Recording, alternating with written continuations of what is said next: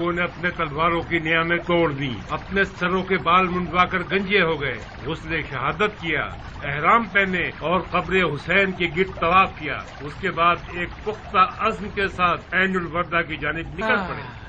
خدا ان لوگوں کی مغفرت کرے، اچھے لوگ تھے بیچارے۔ اگر وہ لوگ جیت گئے تو؟ تم میں لوگوں کی پہچان نہیں ہے ابراہیم، تم میں لوگوں کی پہچان نہیں ہے ابراہیم۔ اگر ان کے حلیے کو خوب غور سے دیکھتے تو ضرور سمجھ جاتے کہ توابین سالوں پہلے مر چکے ہیں اور ابھی قبروں سے دوبارہ اٹھائے گئے ہیں تاکہ محشر میں حسین کی مدد نہ کرنے کے جرم میں سزا پائیں۔ تم مٹھی بہ خیالات کے قیدی بن گئے ہو بن یزید۔ اس دن سے ڈرو کہ توابین عین الوردہ کے فاتح بن جائیں، اور جب وہ دن آئے گا تو عراق میں زبیریوں کی موت کا دن ہوگا۔ تم کس بات سے خوف زدہ ہو ابراہیم؟ ہم توابین کے دوست ہیں نہ کہ دشمن۔ توابین سمجھ گئے ہیں کہ تم مروانیوں کے مقابلے پر ان کے ذریعے ایک گوشت والی ڈھال بنانا چاہتے ہو۔ ہمیں توابین کے کام میں دخل اندازی نہیں کرنی چاہیے تھی۔ کوفے کی جانب اس لیے بھیجے گئے ہیں تاکہ مختار کا شر ختم کریں۔ ہر کام اپنے وقت پر ہوتا ہے ابراہیم، جلدی مت کرو، سب باری باری۔ تم دعا کرو کہ مختار اپنے اس عقیدے پر رہے اور اسے نہ بدلے اور توابین کی مدد کے لیے چلا جائے۔ تم مختار کو قید کیوں نہیں کر لیتے اس سے پہلے کہ اس کے ڈر سے دعائیں مانگنی پڑیں؟ مختار کو طاقت سے مغلوب نہیں کیا جا سکتا، مختار کو سیاست سے جال میں پھنسانا ہوگا۔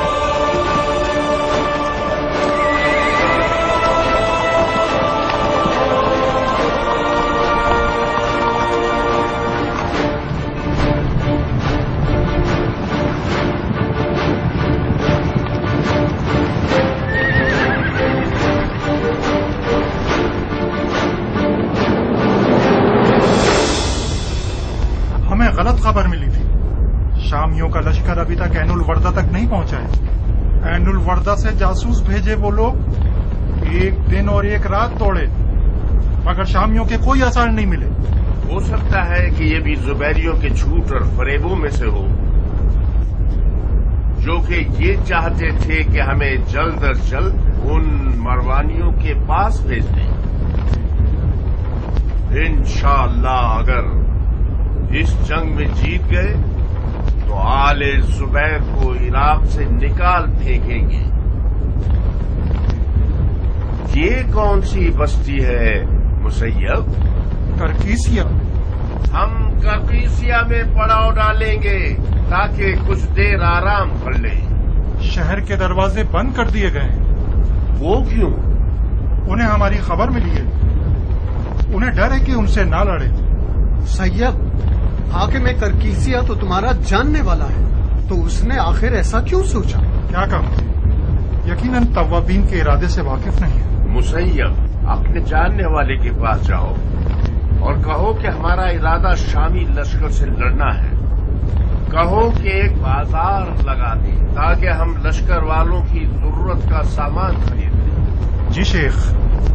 رفا، یہ پیغام ابو اسحاق کے لیے بھیج دو۔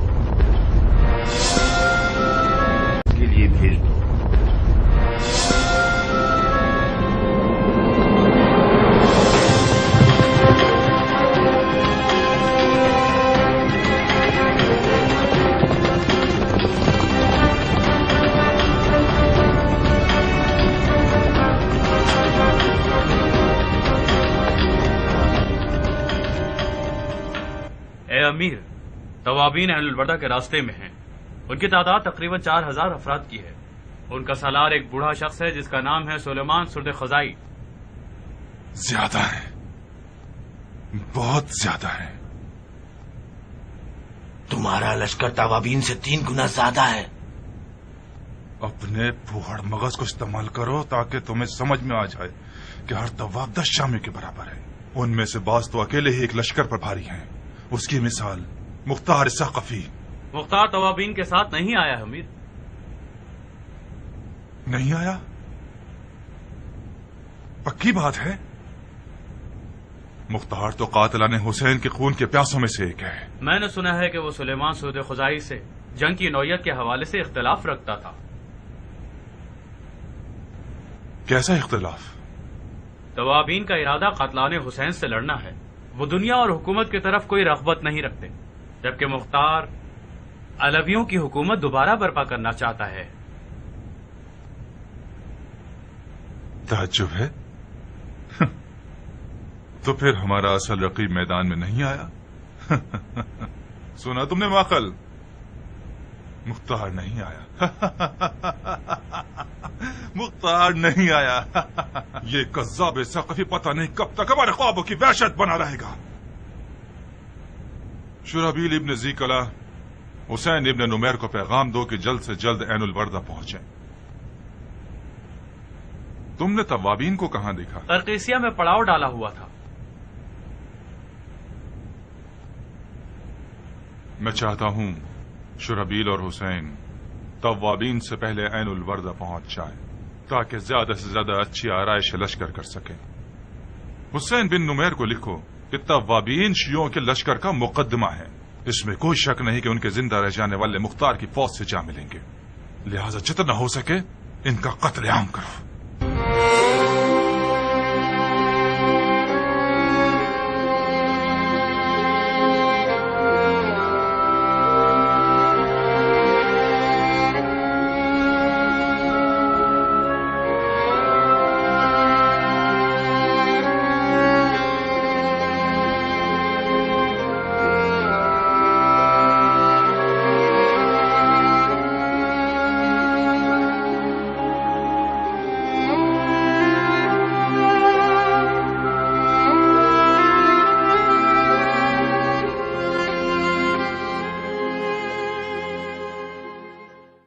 کیا لکھا ہے اس نے ابو اسحاق؟ لکھا ہے وہ قرقیسیہ میں ہمارا منتظر ہے.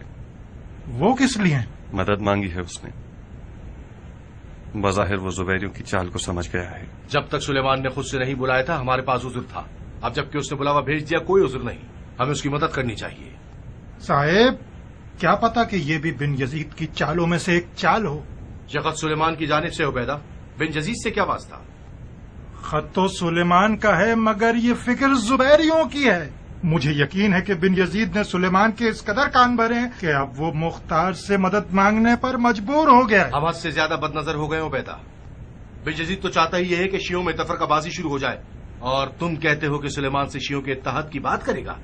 کیسی باتیں کرتے. اگر کوفہ شیعوں سے خالی ہو گیا اور سب کے سب شامیوں سے لڑنے چلے گئے تو پھر بن یزید ہوگا اور کوفہ جو کہ زبیریوں کی اماجگاہ بن جائے گا. اس وقت شیعوں کو کوفے کی گلیوں میں سر اٹھا کر چلنا بھی نصیب نہیں ہوگا اس ڈر سے کہ وہ علی کا شیعہ ہے. اگر ہم سلیمان کی مدد کے لیے چلے گئے اور شامیوں کو مار بھگائے تو کیا پھر بھی زبیری کوفے میں حکومت کر سکتے ہیں؟ اگر صرف حلوہ حلوہ کہنے سے منہ میٹھا ہو سکتا ہے تو شام کی فوج بھی اگر کے خیالات سجانے سے ہار جائے گی. مروانی اپنی پوری طاقت کے ساتھ میدان میں اتر آئے ہیں صاحب. شیعہ اکیلے ان کا مقابلہ نہیں کر سکتے. پورے عراق علب کو مل کر ان کا مقابلہ کرنا ہوگا. بھائیو، میں نے سلیمان کے اس خط کو پڑھ کر آپ لوگوں پر سے اپنی بیعت اٹھا لی. جو بھی چاہے توابین کی فوج سے ملحق ہو سکتا ہے. تم کیا کرو گے مختار؟ قرقیسیہ جاؤ گے؟ خدا کی قسم اگر مجھے ذرہ برابر بھی جیتنے کی امید ہوتی تو اپنے قدم نہ روکتا. مگر افسوس شامیوں پر غلبہ کرنا کوفے پر غلبہ کیے بغیر میسر نہیں ہو سکتا. مختار،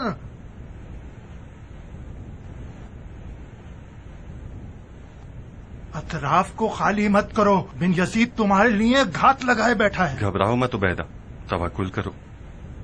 اب جبکہ سلیمان نے اپنی انا کو ختم کر کے بڑے جھکاؤ کے ساتھ ہم سے مدد مانگی ہے تو مناسب نہیں ہوگا کہ اس کی مدد نہ کریں. اس کے علاوہ ہمارا توابین کی فوج کی مدد کرنا حکمت سے خالی بھی نہ ہوگا. بن کامل، تم اور تمہارے ساتھی میری جانب سے مامور ہو کہ توابین کی مدد کے لیے جاؤ. جہاں بھی دیکھو کہ اب جنگ مشکل ہے اور وہ لوگ شامیوں سے مقابلہ نہیں کر سکتے، انہیں پیچھے ہٹنے کو کہنا تاکہ کم سے کم خون بہے. صاحب اسماعیل، اگر آپ لوگ بھی وہاں جانا چاہیں تو بن کامل کو میں نے جو کچھ کہا ہے وہ آپ کے بھی ذمہ ہے.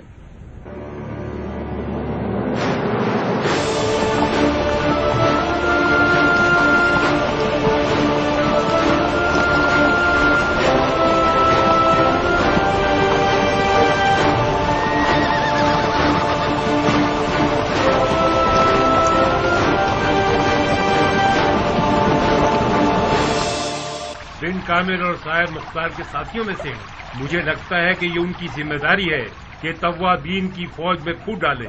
ان کی اصل ذمہ داری کے بارے میں کچھ سمجھ نہیں پائے. یہ گروہ منہ نہیں کھولتا ہے امیر. بڑی مشکل سے ان کے منہ سے کوئی بات نکلوائی جا سکتی ہے. مطلب کیا یہ ہو سکتا ہے کہ وہ لوگ سلیمان اور اس کے ساتھیوں کے درمیان پھوٹ ڈال کر انہیں شامیوں کی جنگ سے روک سکیں؟ کیا کہہ سکتا ہوں امیر. بعید نہیں ہے کہ ان کا ارادہ توابین کو سست کرنے کا ہو. یہ ہو سکتا ہے کہ خود سلیمان ان کی باتوں میں نہ آئے، مگر سارے توابین تو سلیمان کی طرح نہیں ہیں. یہ لیجئے، یہ رہا علی جناب کی احمقانہ سیاست کا نتیجہ. مختار نے ایک چال کے ذریعے سے آپ کی پوری بازی خراب کر دی. تم یوں نوالے کو اتنا سر کے گرد گھما کے کیوں کھانا چاہتے ہو؟ مختار کو قید کر لو، تمام پریشانیاں ختم ہو جائیں گی. اس سے پہلے کہ مکہ کی طرح یہاں بھی پرندہ پنجرے سے اڑ جائے کام تمام کر دو. خدا کی قسم سوچو گے تو مغلوب ہو جاؤ گے. اگر واقعی مختار کو مارنے یا اسے قید کرنے کا ارادہ رکھتے ہیں تو یہ بہترین موقع ہے.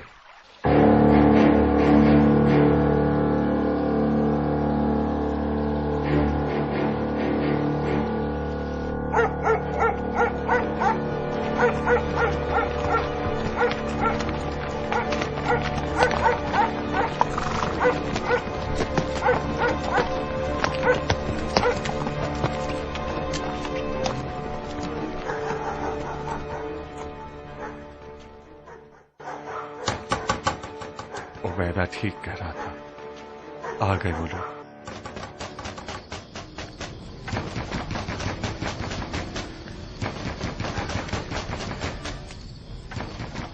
کیا ہوا اما جان؟ ان کے دستک دینے سے لگ رہا ہے کہ مختار کو شکار کرنے کے لیے آئے ہیں. خدایا رحم فرما. مختار کہاں ہے؟ آپ لوگ کون ہیں؟ کیا چاہتے ہیں؟ کہ آدھی رات کو لوگوں کو تنگ کر رہے ہیں؟ بکواس بند کرو ورنہ تمہیں کتوں کی خوراک بنا دوں گا. پیچھے ہٹو.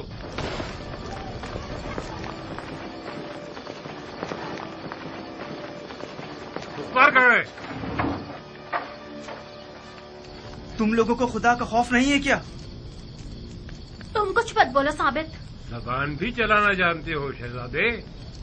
میں نے پوچھا مختار کہاں ہے؟ مردوں کی طرح بات کرو بے غیرت. اے ابن مزارب، یہ بہتر ہوتا کہ اپنے اموی ہم منصب بن حریث کے انجام کو اپنے لیے سبق بنا لیتے. ان منصبوں کی کوئی اوقات نہیں ہوتی. میں واضح و نصیحت سننے نہیں آیا ہوں مختار. تم میرے قیدی ہو. تمہارے آقا نے جلد بازی کر دی. میں سمجھ رہا تھا کہ توابین کے انجام تک صبر کرے گا. اگر میرے اختیار میں ہوتا تو جس دن تم کوفے میں آئے تھے اسی دن تمہیں زنجیروں میں جکڑ دیتا. تمہارے جیسوں کے ہوتے ہوئے کوفہ کبھی خوشحالی نہیں دیکھے گا. اس سے پہلے کہ تمہاری توہین کروں، چلو میرے ساتھ.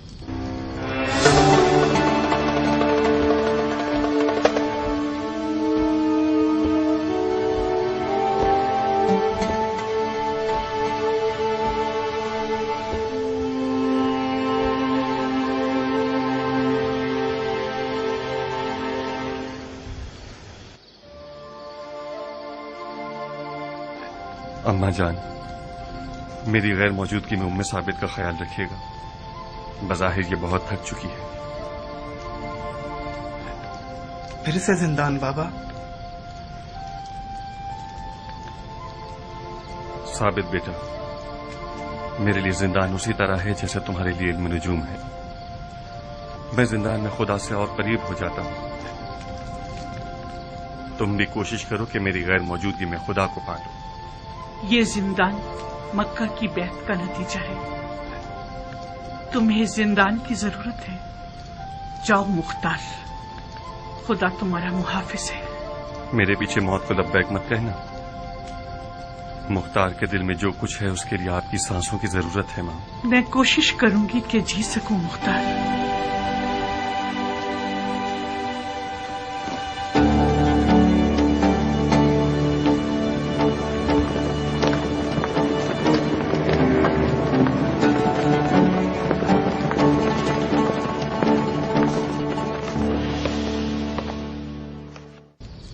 واہ واہ، کوفے کے دونوں نئے چاپلوس حکمران بذات خود آئے ہوئے ہیں. آپ لوگوں نے آدھی رات کو کیوں زحمت کی؟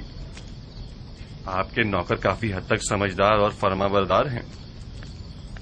حیف ہے کہ اپنی نماز شب سے محروم ہو گئے آپ. ہم اس گھر کو قریب سے دیکھنے کے لیے آئے ہیں جس نے مسلمانوں کے خلفاء کے خلاف اس قدر سازشیں کی ہیں. بے شک سب سے کمزور گھر مکڑی کا گھر ہوتا ہے، سمجھے؟ تم اسی طلحہ کے نواسے ہو کہ انہیں ثابت کر دیا کہ مختار علی کا شیعہ ہے. تم بہت ہوشیار ہو مختار، بہت. یہ میں اس وقت سمجھا جب تم نے کوفے کی امیری کو ٹھکرا دیا. مکے سے فرار خلیفہ کی پریشانی کا سبب بنا، لہذا مجھے بھیجا تاکہ تمہیں مہار کروں. ابن مزارب، جی امیر. اس سوئے ہوئے شیر کو احترام کے ساتھ اس کے نئے گھر کا راستہ دکھاؤ. چلو میرے ساتھ.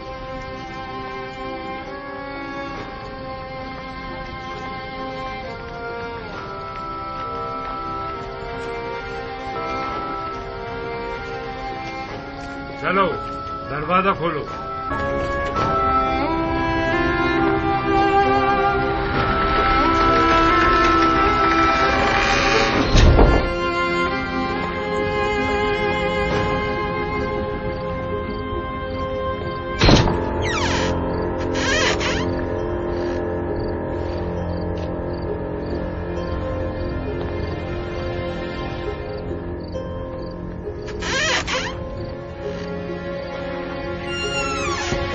زبیر کا زندان بان بننا تمہاری مجبوری تھی کیا، جو اپنی آبرو کا سودا کر لیا بغیرت؟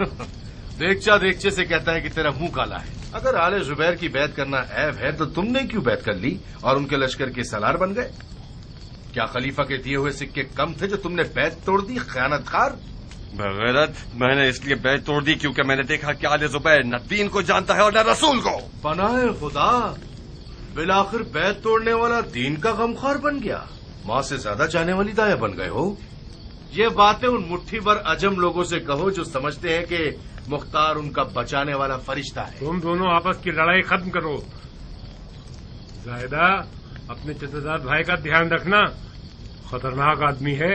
ارے او بن مزارب، یہ طنز تانے کیوں کس رہے ہو؟ آپس کی لڑائی کا کیا مطلب ہے؟ میں نے اس شخص کے عقیدوں سے کچھ کم نقصان نہیں اٹھائے ہیں. میرا اختیار ہوتا تو آج ہی رات اس کی روح قبض کر لیتا. زاہدہ، میں نے کوئی طنز تانے نہیں کسے. تم واقعی اگر مختار کو مارنا چاہتے تو اب تک مار چکے ہوتے. یہ اپنے خون کی خاصیت ہے، ایک دوسرے کا گوشت کھا لیتے ہیں مگر ہڈیاں دور نہیں پھینکتے. بہرحال دھیان رکھنا، غفلت سے کام لوگے تو نقصان اٹھاؤ گے. آؤ، میرا گناہ کیا ہے جو میں تمہارا چچازاد بھائی بنا ہوں فتنے؟ اگلی حکومت میں کیا بننا چاہتے ہو زائدہ؟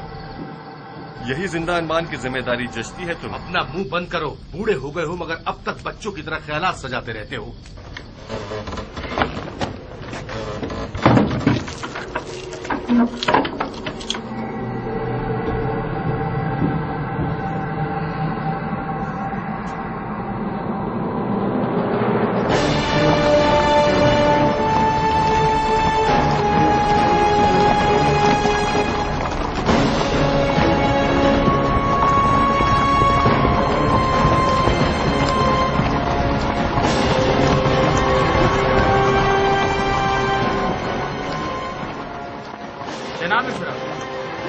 हुसैन इब्न नुमैर ने हुक्म दिया है कि उसे एक मंजिल पीछे पड़ाव डालिए।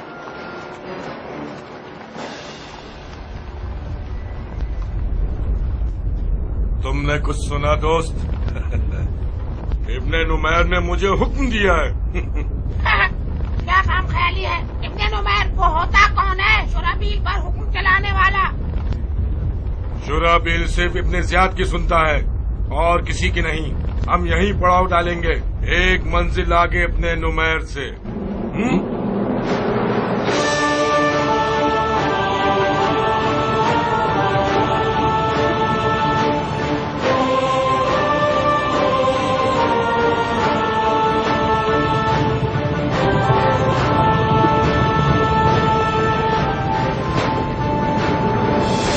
सिपाही शाम का एक हिस्सा ऐन उल वर्दा के शुरू के हिस्से में पड़ाव डाल चुका है और अभी अभी पहुंचे हैं।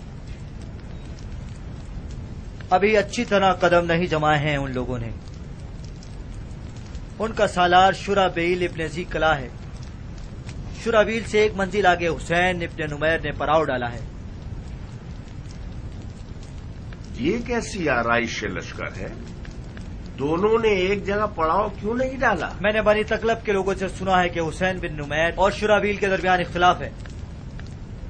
गोया हुसैन का दावा यह है कि वो सबका सालार है और शुराबील कहता है कि हुसैन कौन होता है जो मेरे ऊपर सालार बनाया जाए। उसने इब्ने ज़ियाद को खत लिखा है और उसके जवाब का इंतजार कर रहा है। शायद ये कोई चाल हो। कैसे चाल बिनवाल?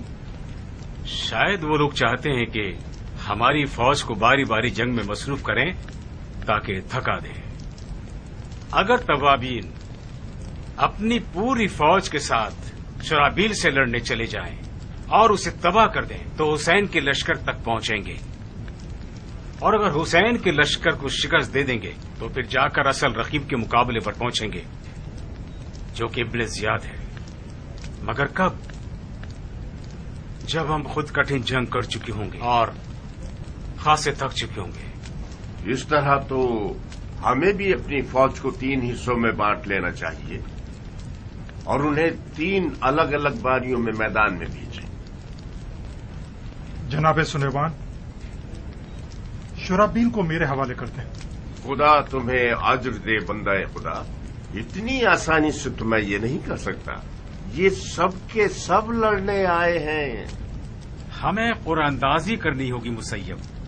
जिसका भी नसीब हुआ वो शुराबील से लड़ने जाएगा।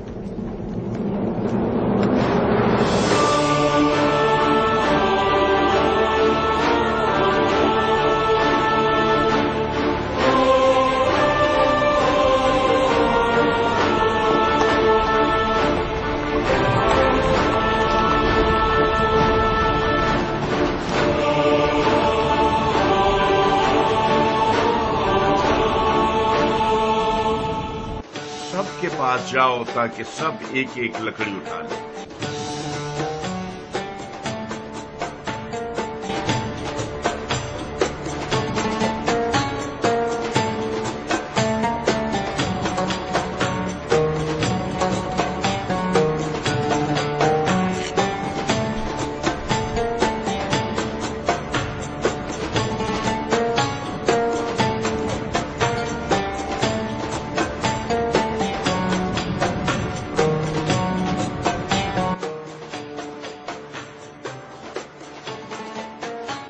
सारी लकड़ियों को मिला के देखिए, उसे चुना जाएगा जिसकी लकड़ी सबसे छोटी।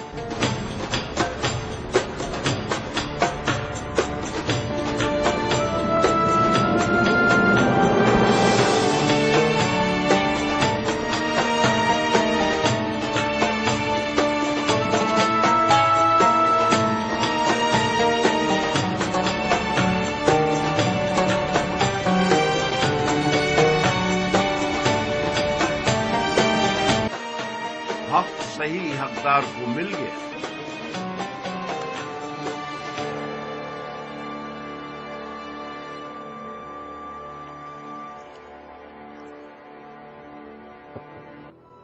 जनाब शुराबील, या जंग या ये कि वो लोग जो फर्जंद रसूल के कत्ल में शरीक थे और आप लोगों के दरमियान इस वक्त मौजूद हैं, انہیں ہمارے حوالے کر دیجیے۔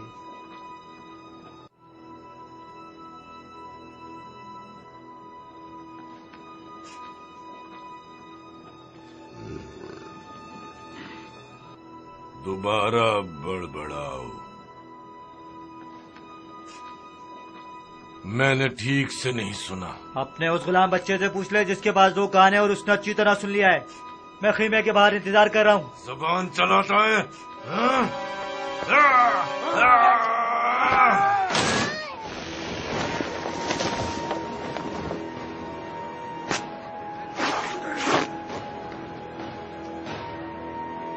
جنگ کے نعرے بجاؤ، ہم لڑیں گے۔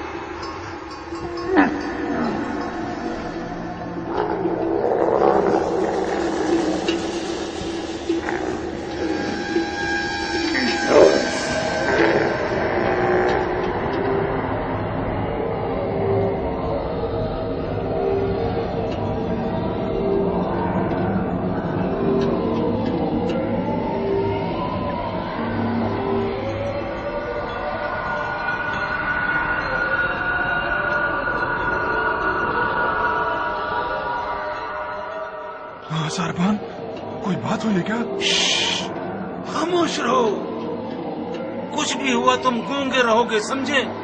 न खांसोगे न छींकोगे, वरना मैं तुम्हारी जान की जमानत नहीं दूंगा। जी अच्छा। काफले को रोको, मैं कहता हूँ काफले को रोको।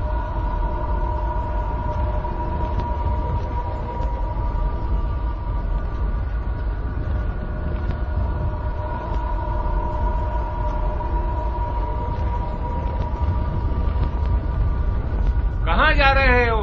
खुदा ने चाहा तो शाम जा रहा हूँ। ऊँटों पर क्या लदा हुआ है? कुछ ईरानी खुश्क मेवे और कुछ कारवा वालों के खाने पीने का सामान। ऊँटों को बिठा दो और इनके सामान की तलाशी लो। आप लोग किसी चीज को ढूंढ रहे हैं पहलवान?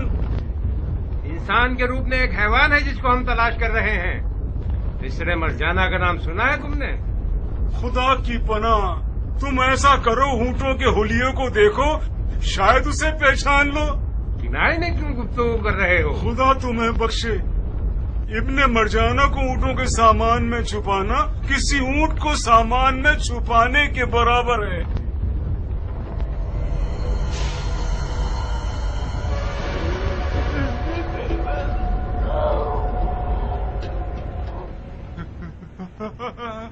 नीचे मत करो रामचारे।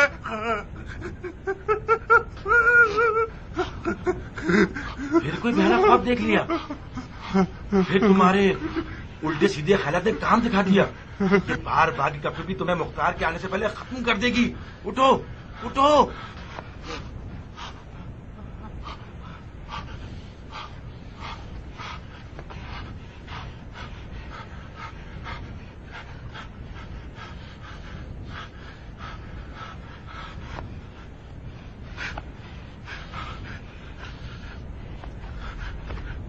आखिर कब तक मैं ऊँट के पेट के नीचे बना रहूंगा? खुदाया, ये ऊँट मेरी तकदीर का हिस्सा कहाँ से हो गया? ये वही ऊँट था जो तुम्हें बचा गया।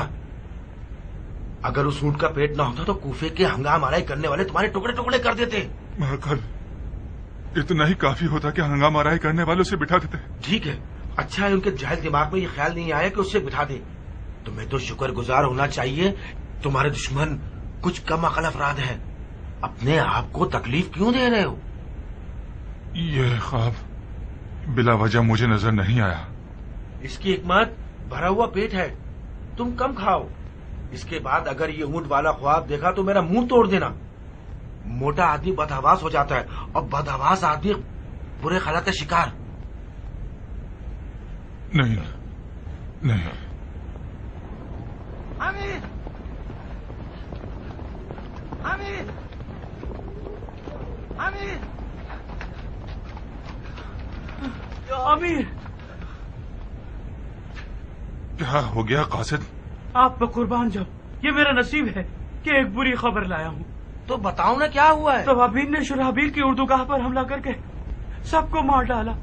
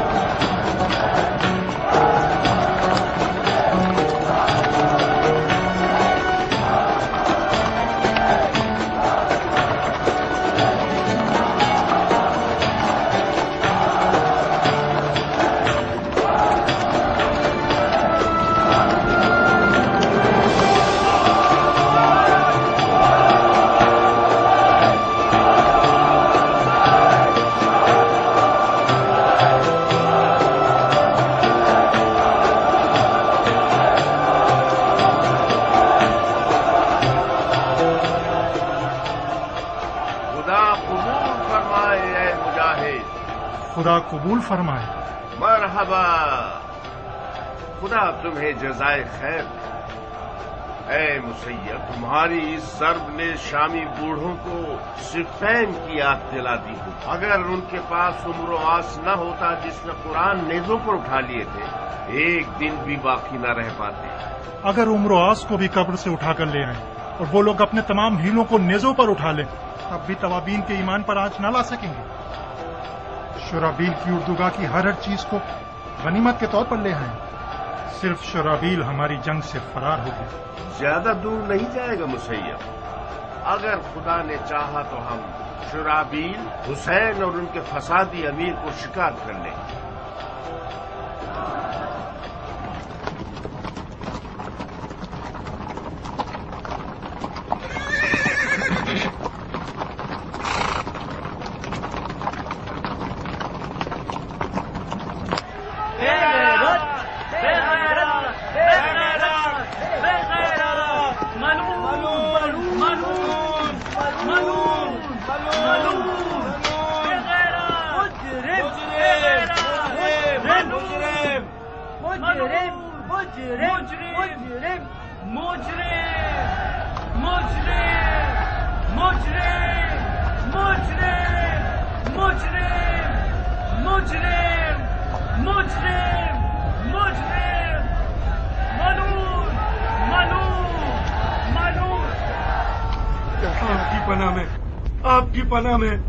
आपकी पनाह में अमीर, आप मुझे बचा लीजिए, मुझे बचा लीजिए, बचा लीजिए, मुझे बचा लीजिए। जब तुम्हारा दूसरा कान काट दूंगा तब समझोगे कि तुम्हें निफाक नहीं करना चाहिए था और तुम्हें हुसैन से इस तरह अलग नहीं होना चाहिए था। माफ कर दीजिए अमीर, अपनी गलती का इजाला कर दूंगा। इजाला करोगे? क्यों इजाला करोगे मलून? जानते हो क्या किया? एक तो 2000 अफराद के लश्कर का सामान लुटवा चुके, बाढ़ में जाए। अपने लश्कर के तमाम अफराद मरवा चुके हो, वो भी जहन्नुम में जाए। तुमने अपने इस तहकीर आमेज शिकस्त के साथ वो काम किया है कि अब हाथी भी उनका मुकाबला नहीं कर सकेगा। एक और मोहलत दे दीजिए अमीर, अगर मैंने गलती का इजाला ना किया तो मुझे जान से मार देना।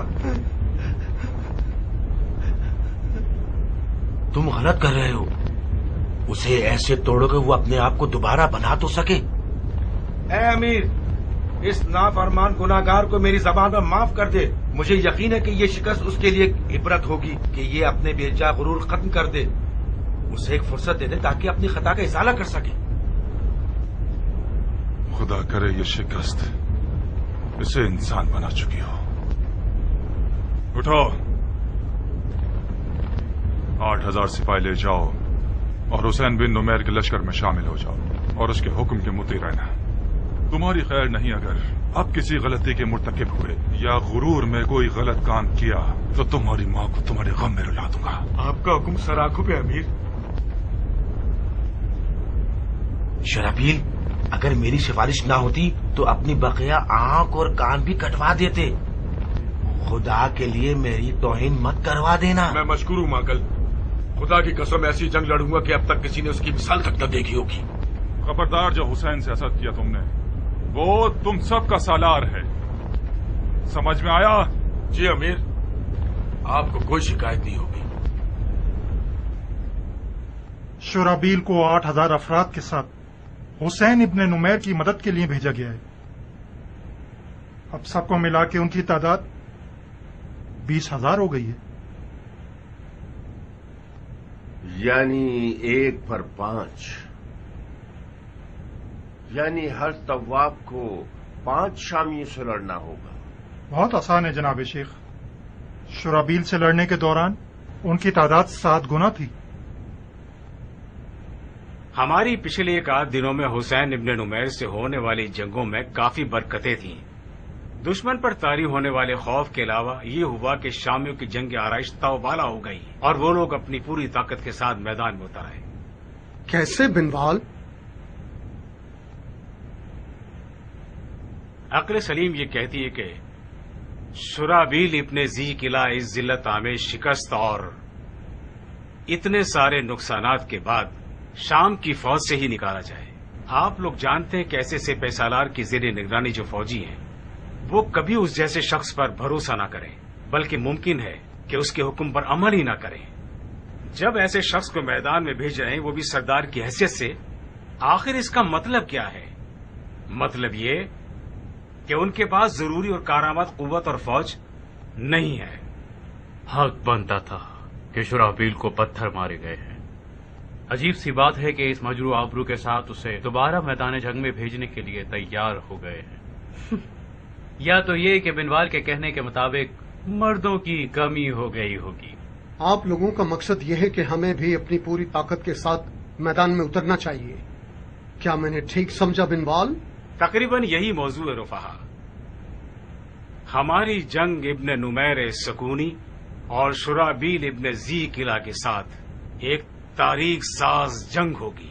اگر بفضل خدا جنگ جیت جائیں تو ابن زیاد ملون ہماری مٹھی میں ہوگا۔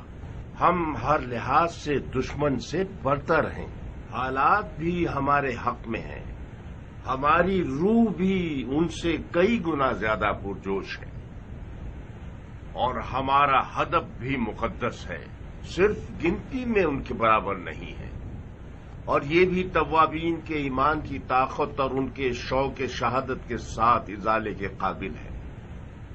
کل رات میں کچھ دیر میدان میں چہل قدمی کر رہا تھا۔ زیادہ تر فوجیوں کا موضوع گفتگو پچھلے ایک آدھ دنوں کے شہداء پر رشک کرنے سے متعلق تھا۔ بہرحال بہتر یہ رہے گا کہ ہم احتیاط کا دامن تھامے رہیں اور ایک مناسب جنگی آرائش کے ساتھ دشمن کی طرف پیش قدمی کریں۔ میں نے ایسی آرائش سوچی ہے جس کے بارے میں ہم مل کر تیاری کرتے ہیں اور ایک دوسرے کے مشوروں پر غور کرتے ہیں۔ یہ دیکھیے، ہم 5 دستوں میں بٹ جائیں گے۔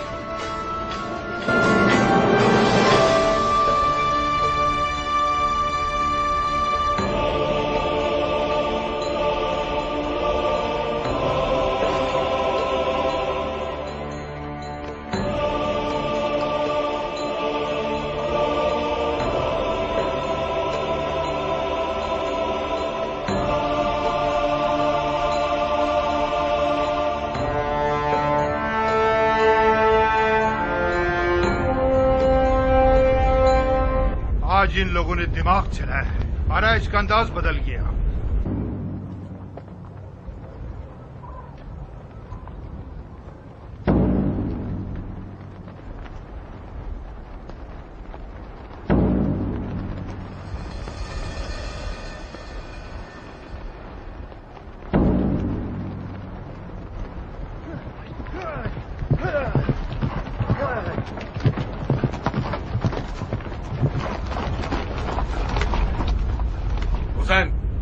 آج میں حملہ شروع کروں گا۔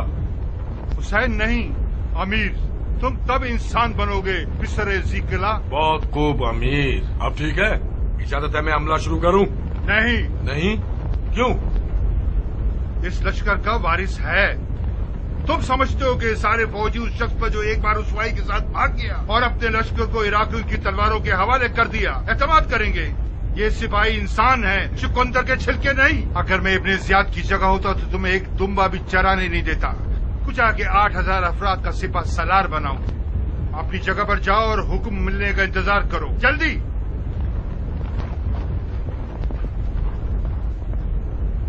احمق آدمی، یہ سمجھتا ہے میں نے بھی اس کی طرح گدھے کا مغز کھایا ہے۔ بن مخارق، جی امیر۔ الٹے ہاتھ سے حملہ شروع کرو، الٹے ہاتھ سے حملہ شروع کرو۔ جی امیر۔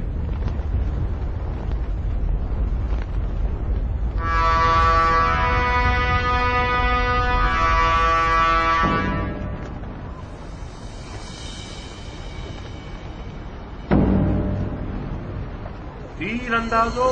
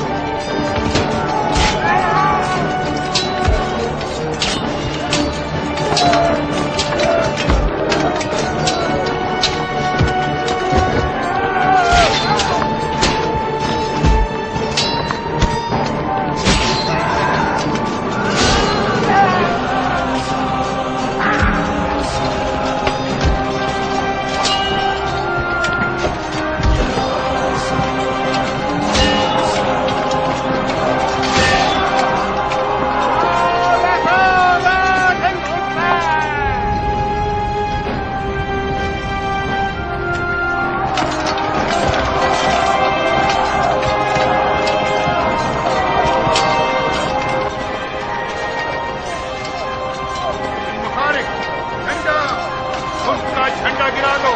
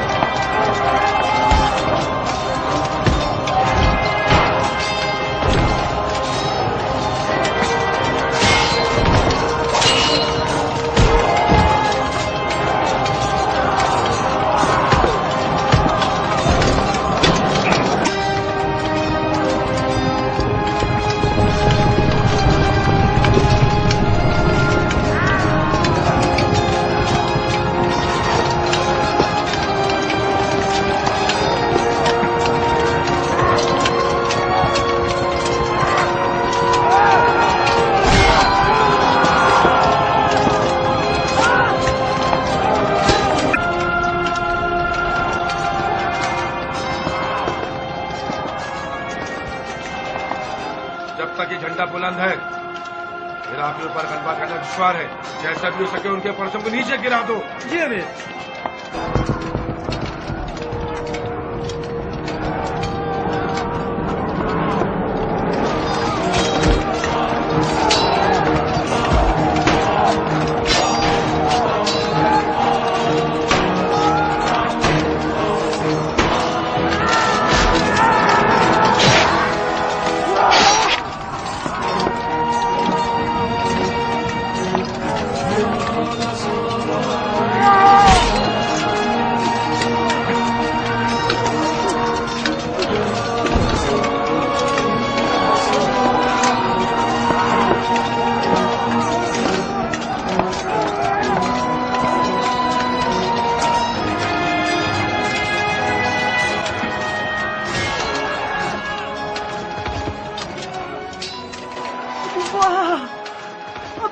तलवार ये है, परचम क्यों नहीं उठाते?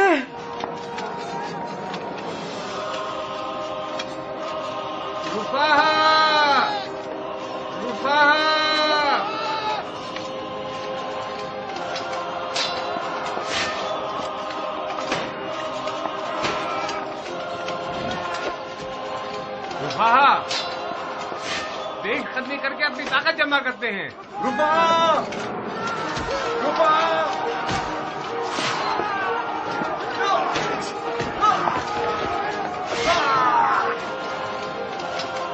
रुपा! हमारे बहुत से साथी मर चुके हैं। हमारे दुश्मनों की तादाद बहुत ज्यादा है। हम इनसे मुकाबला नहीं कर पाएंगे। हमने तलवार की नयाम तोड़ ली है।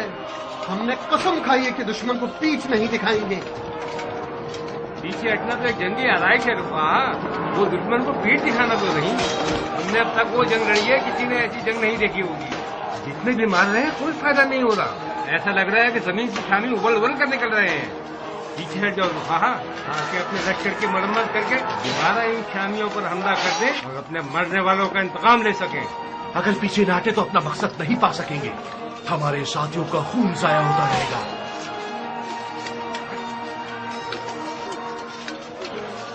सब लोग पीछे हट जाओ।